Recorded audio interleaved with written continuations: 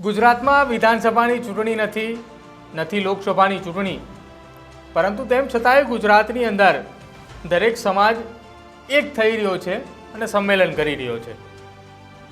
ત્યારે હવે વધુ એક સમાજ મેદાને આવ્યો છે અને તે પણ કહી રહ્યું છે કે અમારો સમાજ પણ એક છે, અમે પણ એકતા બતાવવા માંગીએ છીએ। નમસ્કાર, આપ જોઈ રહ્યા છો ન્યૂઝરૂમ ને આપની સાથે હું છું પ્રદીપ।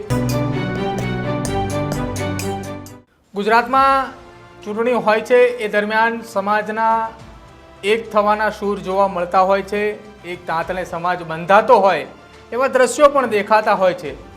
પરંતુ હાલમાં ગુજરાતની અંદર ન તો લોકસભાની ચૂંટણી છે ન તો વિધાનસભાની ચૂંટણી, તેમ છતાંય સમાજ એક થઈ રહ્યો છે।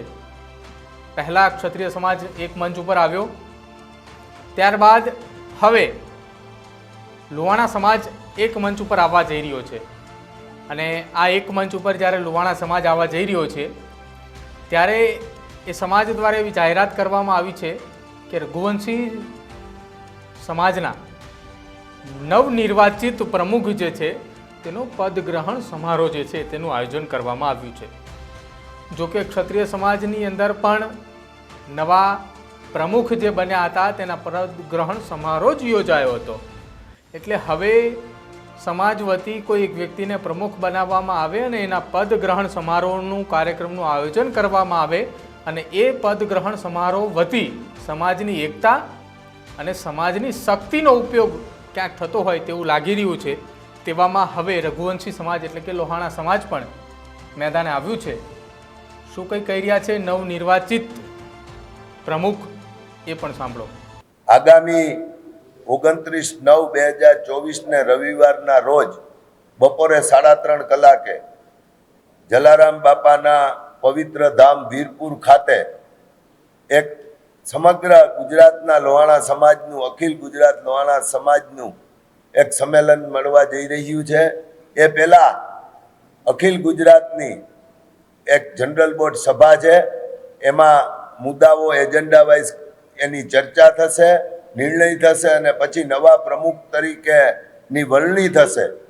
એ સંમેલન છે એ વરણી બાદ એ સંમેલન પહેલીવાર ગુજરાતમાં થઈ રહ્યું છે, જેમાં હજારોની સંખ્યામાં સમગ્ર ગુજરાતમાંથી લોહાણા જ્ઞાતિના સૌ ભાઈઓ બહેનો બાળકો ઉપસ્થિત રહેવાના છે અને આ સંમેલનની અંદર સમાજને ભવિષ્યમાં કેવી રીતે આગળ લઈ જાવો, સમાજને એક તાંતણે બાંધી અને વિશ્વભરમાં સમાજની ઓળખાણ રહીએ અને વિશ્વની સંસ્થા સાથે મળી અને સમાજ કામ કરે એના માટેના પ્રયાસો છે।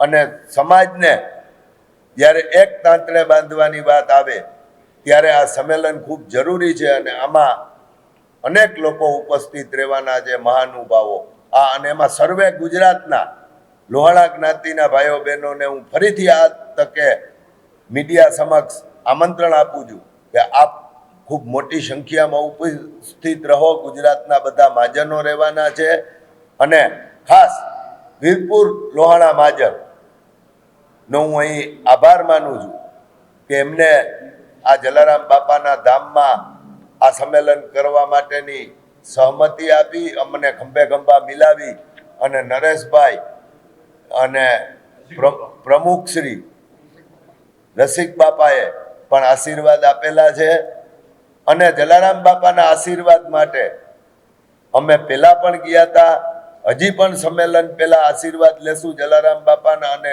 જલારામ બાપાને પ્રાર્થના કરશું કે જ્ઞાતિની એકતા જળવાઈ રહે અને જ્ઞાતિને આ બંને સંસ્થાઓને સાથે લઈને ચાલશું। ટેકનિકલી કોઈ પ્રોબ્લેમ હશે તો નવી સંસ્થાની રચના કરશું, પણ સમાજ કેવી રીતે એક આવતા વર્ષોમાં જળવાઈ રહે એના માટેના તમામ પ્રયત્નો બધા સમાજના આગેવાનોને મહાજનોને સાથે રાખીને કરવામાં આવશે। આ તકે હું મીડિયાના તમામ પત્રકાર મિત્રોનો, ઇલેક્ટ્રોનિક મીડિયા અને પ્રિન્ટ મીડિયાના તમામ મિત્રોનો હું આ તકે આમ તો ગુજરાતમાં હાલ કોઈ ચૂંટણી નથી, પરંતુ ચૂંટણી આવી રહી છે એ માત્ર ને માત્ર ગ્રામ પંચાયતની ચૂંટણી આવી રહી છે અને ગ્રામ પંચાયતની ચૂંટણીની અંદર ખરેખર જો મહત્ત્વ કોઈ આવતું હોય તો એ સમાજનું મહત્ત્વ આવતું હોય છે, કેમ કે ગામની અંદર જે સરપંચ ચૂંટાતા હોય છે એ સમાજના કારણે ચૂંટાતા હોય છે કે સમાજનું વર્ચસ્વ વધારે હોય એના કારણે ચૂંટાતા હોય છે।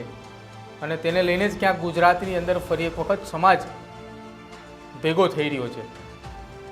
પહેલાં ક્ષત્રિય સમાજ થયો, હવે લુહાણા સમાજ આવ્યો અને રાજકોટની અંદર આગામી સમયની અંદર ફરી એકવાર પાટીદાર સમાજ પણ એક મંચ ઉપર થઈ રહ્યો છે. હવે જોવાનું રહેશે કે ગુજરાતની અંદર ક્યાં સુધી આ રીતે સમાજ વિભાજિત થતો દેખાશે, સમાજ અલગ અલગ થઈને પોતાનું એક મંચ ઊભું કરે છે.